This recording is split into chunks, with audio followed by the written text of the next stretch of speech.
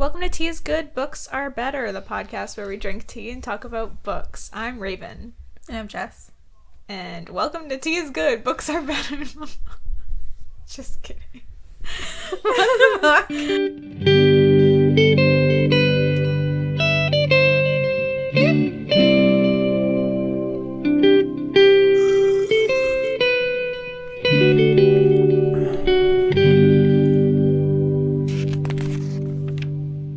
I gotta be places, so we're just gonna jump right into it today. Nice. Yeah, what tea are we drinking?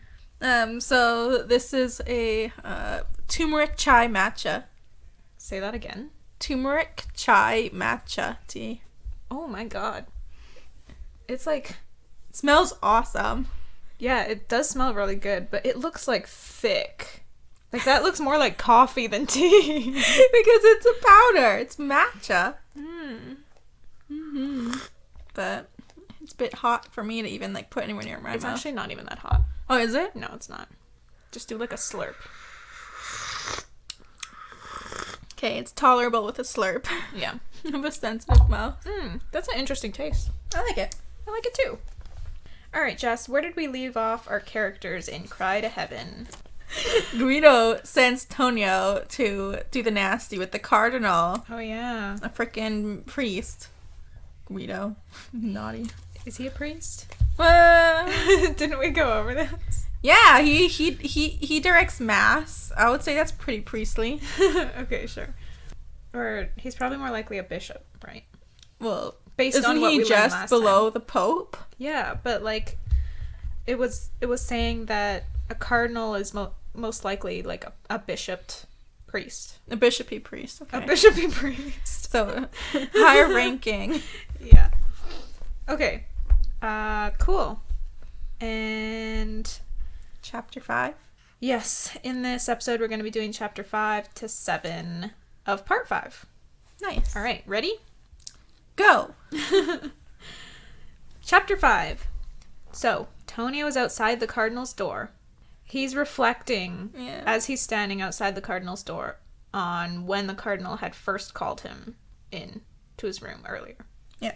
So, Nino, the cardinal's servant, his name is like Nino, but I want to say Nino. Go ahead. Calm, Nino. Okay, it's Nino. It doesn't have the squiggle over the end. Squickle over the end. I'm gonna call him Nino. Alright. So Nino, the cardinal's servant, had been pretty weird at the time. He changed Tonio's coat to a fancier one and combed his hair. So, I mean, we obviously know what's going on, but Tonio was probably like, what the hell? Dressing up to sing for him? Yeah. Okay.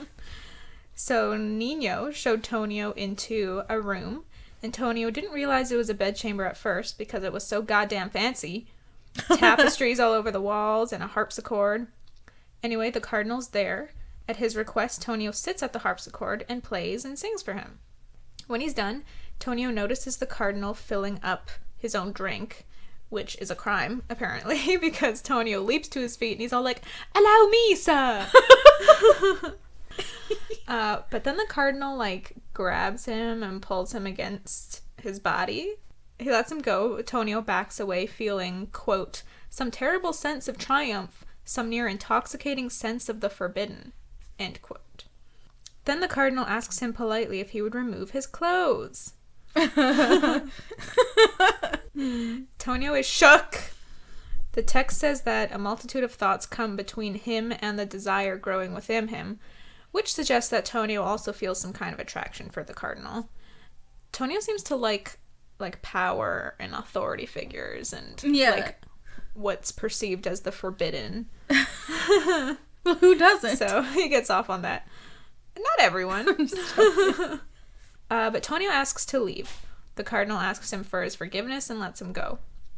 Now, standing outside the cardinal's door, Tonio thinks he is doing this for Guido, and it strikes Tonio that he has wanted the cardinal since he first saw him, and he wants him more than he's wanted anyone else. I was like, what? But it's for Guido. What? Huh? Huh? There's the huh? Okay.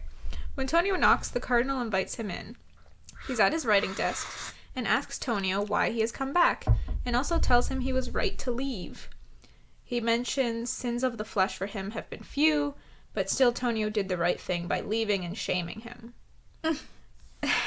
So the cardinal clearly feels odd about this whole A little bit guilty. thing. Yeah, he feels guilty, because he's a prince of the church. He made his vows. Yes. But Tonio wants him now, even though he still has this feeling that something is being destroyed in him. Something that had been guarded desperately for so long. What do you think this is? I don't know. Innocence. Yeah. Staying with one person at a time. Monogamy.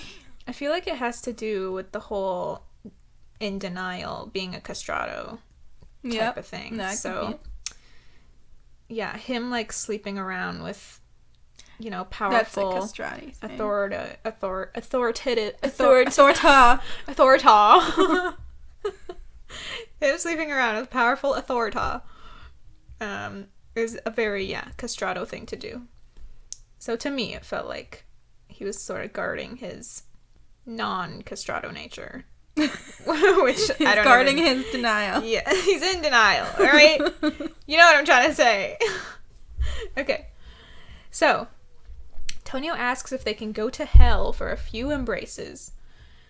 So the cardinal is clearly having some internal struggle, and Tonio realizes he's truly innocent and needs to be told what to do, essentially. Be bled. Yeah, he needs to be led. So Tonio suggests that they are both already damned for thinking such things about each other, so why not commit the act anyway? Good point, Tonio. Then he kisses the cardinal. So they get to it, and it's Tonio's first time with a, quote, whole man. That's whole with a W. Whole. So he's fascinated by the hardness of the body and the scrotum.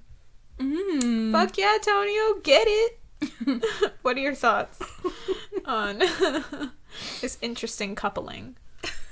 Tonio, the singing castrato, and the cardinal, the prince of the church. It's definitely... Advisor to the Pope.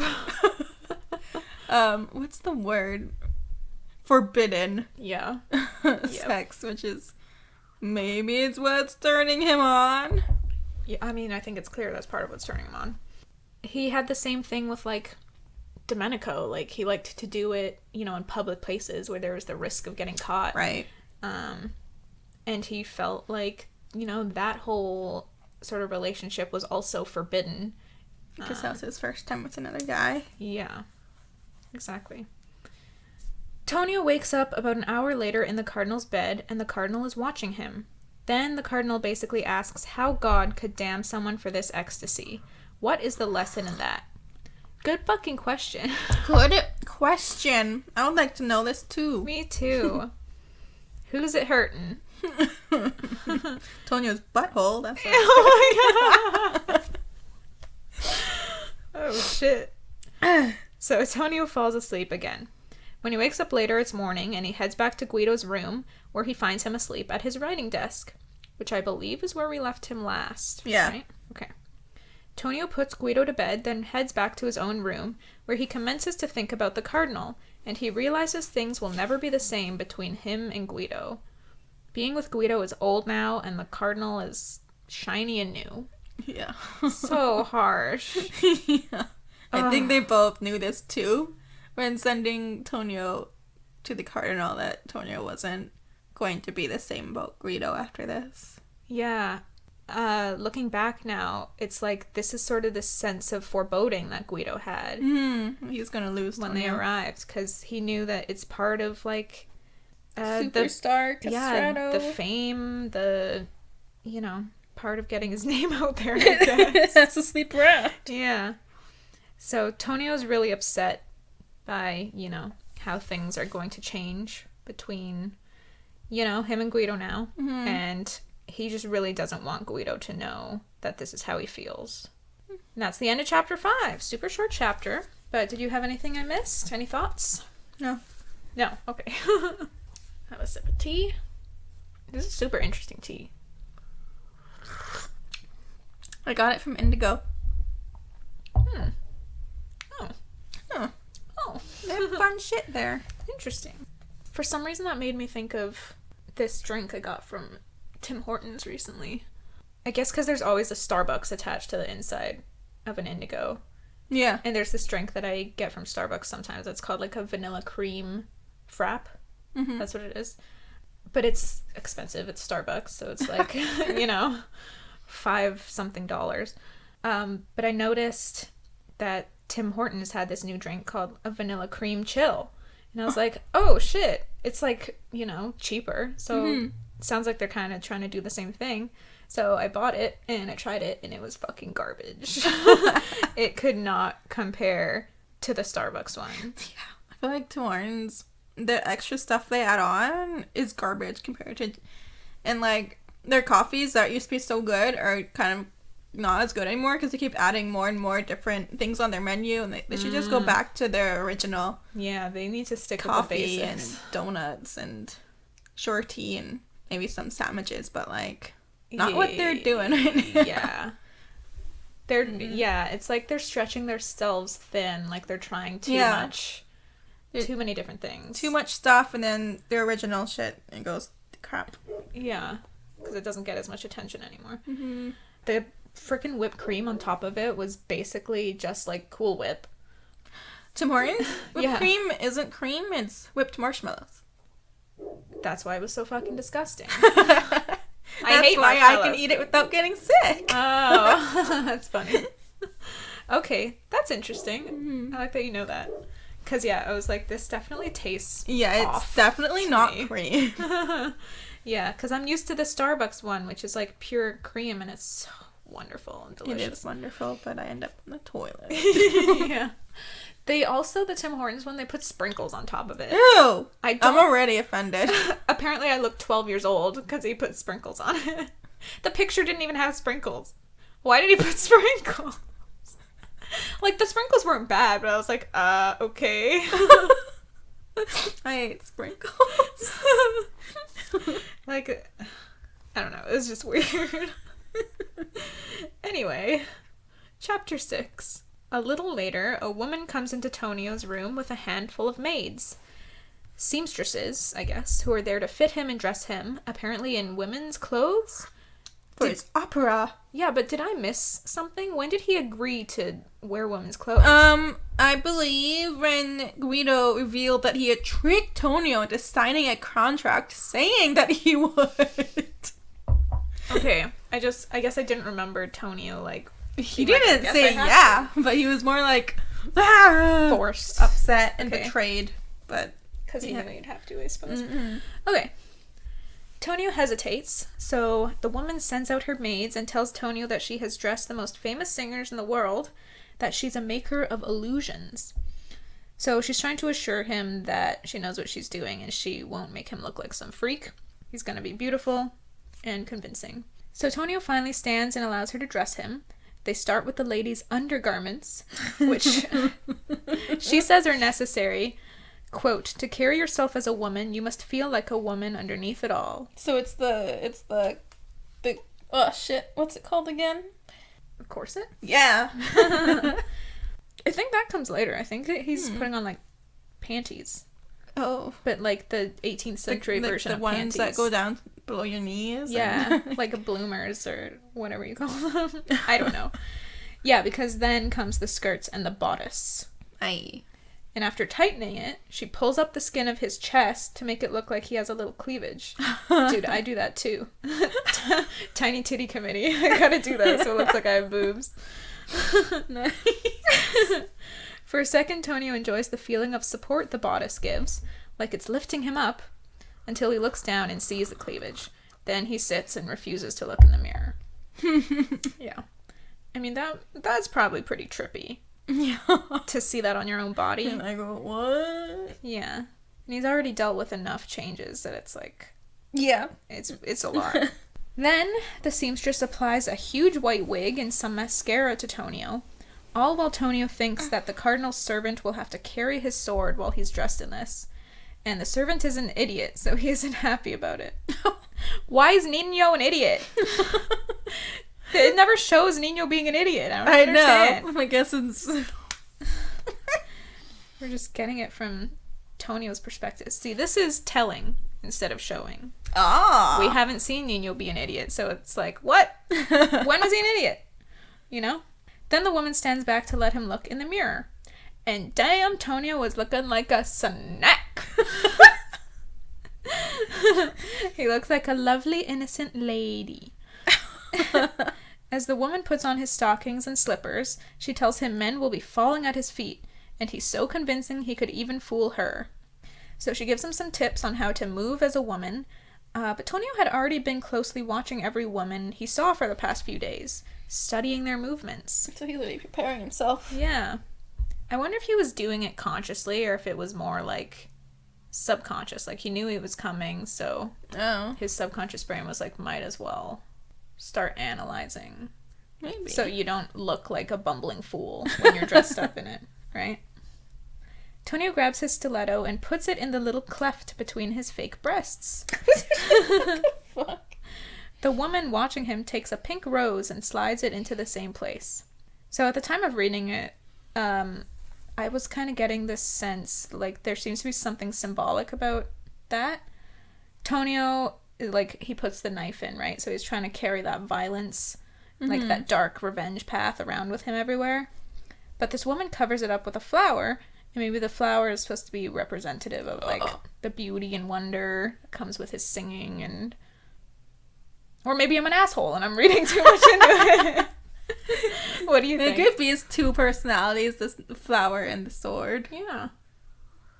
It's a nice way of thinking of it. Yeah. It hit me. Like a bag of bricks. I didn't even notice. I was just like, what? Oh. Throwaway for you. That's fine. I'm like, what could this mean? Tonio takes a carriage into town looking for Guido in the coffee houses. When he spots him, he stops and gets out, the cardinal's servant following him with the sword. Idiot Nino. Tonio notices a lot of looks as he walks into the shop, and he sits down next to Guido, who is startled, and he realizes that Guido doesn't even recognize him. So Tonio picks up his fan, holds it over his face, and, like, flutters his eyelashes. That's still flirty. Yeah, being all flirty and cute. And yeah, I was like proud. I was like, yeah, you own it, Tonio. Yeah, he's into it now. Yeah. It's not as bad as it seems. Yeah, but I was also like, I hope he'll be okay after he like, takes it all off and, like, it kind of hits him that happened. You know? Like, I hope he's gonna get some confidence from it instead of the shame coming back later. Well, knowing Tonio, it's a hit or miss. Yeah, exactly. Now's the end of chapter 6. I realized I kind of gave myself all the short chapters. Yeah. That was completely unintentional. Left me with the struggle. Hey, you had so much time. You left it all for the last minute. I walk into Jess's house today and she's still friggin' reading and taking notes. Oh, man. Hey, I didn't anticipate how dense they were going to be. And confusing. I had to reread so many pages a few times. I was like, what the fuck? I think I was confused by a couple things too, so maybe we can figure it out together. Nice. Alright. Chapter 7. Guido recognizes Tonio eventually, and then they wander arm in arm through the city, have dinner, and return home, but not before returning to the seamstress and prepping her for the backstage of Guido's opera, which will be based on the popular new libretto, which is the text of an opera, according to Google. I don't really know what that means. Like, the words that are spoken, maybe? So is it like the scripts you give people in plays? That's my guess. That it's not the songs, but it's everything that fills in between the songs. Like, the story of it. Yeah. Okay. So yeah, it's based on the popular new libretto by poet Pietro Metastasio. Nice. Good job. Thank you. Guido tells Tonio it's perfect for him because the Storia? Oh boy. Okay. Because the story is about a man who was sent away by his mother to escape the Trojan War and is disguised as a young girl. So even on the stage, Tonio will be a man playing a woman. Achilles. Is it? Yeah. What? Yeah, did you miss out the Achilles? It Dressed says as Achilles? a young woman, Pyrrha. Yeah. Hold up. What page? Okay, the only thing I know about the Trojan War is what I've seen from that movie Troy. You know what? Same. So, wait, how is that Achilles? He dressed as a girl? I guess there's like he's such a mythical guy that he has so many stories. Oh, but it didn't say Achilles, did it? Pretty sure it did. 7. I think I would have wrote it down. Okay. Or is it Achilles? Achilles' mother wants to keep him out of the Trojan War. She sends him sends to him- the island of Seiros disguised as Pyrrha. What the fuck? How did I miss that? Oh shit. And then when you reveal your true identity, you become Achilles in golden armor. Wait, okay, it says Achilles. Yeah, so is that a different guy? Is that a different character? Because not Achilles has an S. Achilles, yeah. What the? Huh. The golden armor is very reminiscent of Achilles, though. Yeah, like it. Huh. And we know he has a mom. We know he has a mom? Wow, very insightful, Jessica. Okay, well, maybe it's like a different version of the character. I don't know. Possibly. Could be. Tonio thinks the play is splendid, but his mind is on how he had relished his disguise when men were admiring him. But it was coming across not like he enjoyed the attention or being thought of as beautiful, but because he liked the idea of tricking them and like proving that these men are fools. Yeah, so, That's it. I'm Yeah. trying to recall So, a word. Yes. It might be a little bit of a hint to come. A hint? Mm. Is that what you said? Yeah. A hint of something to come? Mm-hmm. Maybe.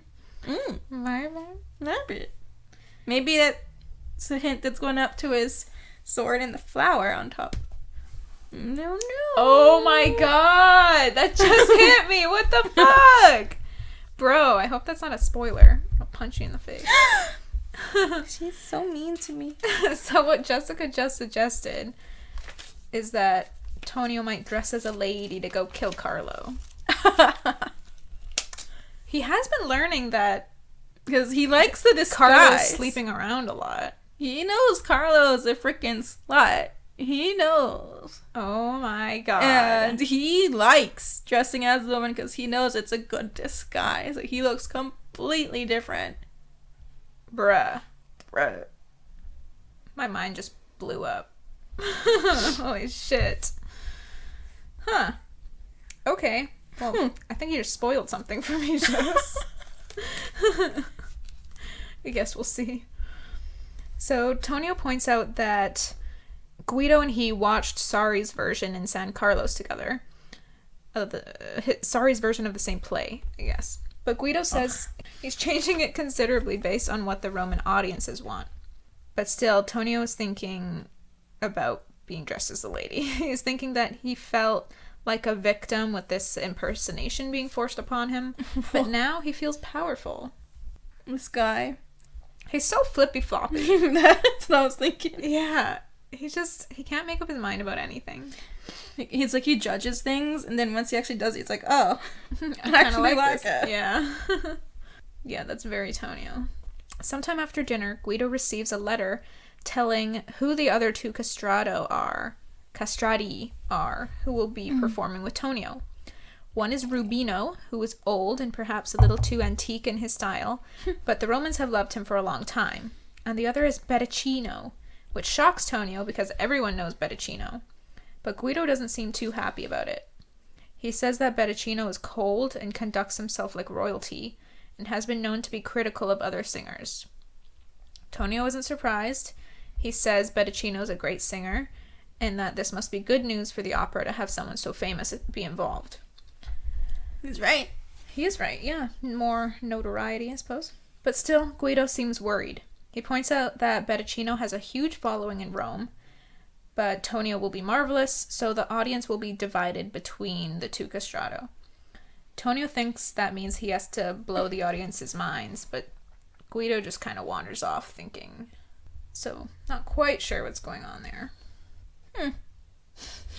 I think Tonya will do a good job. Yeah, but then Guido thinks that means the audience is going to be completely divided on, like, you know, whether they like the player, whether they don't, whether they liked Bertuccino or Tonio. Choosing sides. Yeah. Like they're loyal to Bertuccino, don't want to. They don't want to see him get upstaged. Yeah. But it's also, like, get people talking, right? And It's true. all publicity is good publicity. Isn't that what people say? It is. And, you know, if Bertuccino's so good and then people start talking about how this other young, brand new Castrato who just made his debut is better, people are going to be like, okay, I got to see this shit. So, It's going to make... yeah. I mean, I think Tonio's right. I think this is going to be really good for the opera. Tonio lets himself into his dressing room, where the dress lays over a chair. He touches the fabric, imagining wearing it again, the way it felt, and he thinks about how, with every new humiliation he faces, there seems to come a sense of power as well. He's finally fucking getting it. He's just gotta own it. That whole look, what you said about, like, what Tyrion said to Jon, right? Wear what you are, like armor. That's such... Oh, that's so right. Certainly. Yeah! Yes! Yes! Antonio remembers what Guido had told him about Castrati being free, and how he had felt free when he was with the Cardinal. But all this is leaving him puzzled as well. He wonders if he will feel the same strength after his first night on the stage, or whether the Venetian attendees will look at him in horror. Be like, wasn't that the Treshy kid? Oh my god, what happened? So he's worried I'm sure about that. they all know what happened, but they'd still be like, Like, what? whoa, he looks weird. Weird. He's dressed as a woman? A wham. What a freak. A woman. Dressed as a woman. And Bertuccino. Tonio had been worried about performing next to bad singers, but Bertuccino has a perfect voice, in Tonio's opinion, and could possibly leave Tonio in the dust. Tonio realizes he's doubting his voice for the first time. But Guido doesn't doubt Tonio's voice. So they're both worrying about different things. Tonio leaves the dress behind and goes to the Cardinal's study with its high walls of books and candles that remind him of some other place. What other place do you think this is? Wait, what? Say again? Tonio goes to the Cardinal's study, and it's, you know, got high walls full of books and candles that remind him of some other place. His home. Yeah, I was thinking like the study. Yeah. Yeah. And he feels love and desire when he sees the passion in the Cardinal's face at the sight of him. I wonder if he just loves being loved. Or desired. Being accepted, I think. Maybe.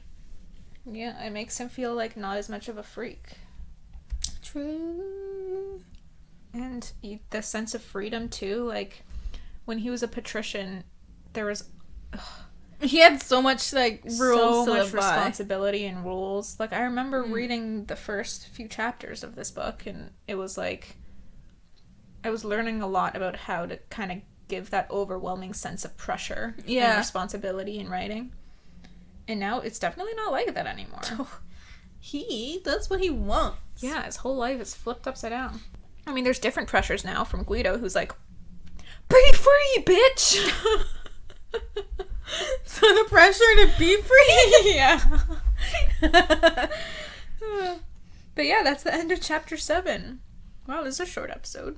Yeah, well, they were short chapters. They were. Like, I barely wrote anything for Well, was there anything in the last chapter there that I missed? Anything you want to bring up? No, other than the Achilles part. That was the only thing I wrote. So Okay. that was the only thing I was... Eh. Nice! Alright, well, I think we're going to leave it as a short episode for this one. I'm sorry, I got places to be. You can follow the podcast on Instagram. Oh my god, you just spilled your tea everywhere. Oh my god. Why? Okay, well, you can follow the podcast on Instagram at Tigbab Podcast. That's Tigbab. Or you can follow Jess and I separately. My handle is Crimby. Jessica's is Jess.Egan24. You can also follow the podcast on Facebook. If you look up Tigbab Podcast there, or just Tia's Good Books Are Better, you can find the page. Oh my god, why are you chugging the tea like that? Too bitter at the bottom? Yeah, at the bottom it's all powder and Oh, you get a ew. whole bunch of it. It's like... Gross. And if you want to check out my writing, it's ravenegan.wordpress.com. We're also on all the streaming platforms, so you can listen to us anywhere. Anywhere you want. Anywhere your heart desires. Okay.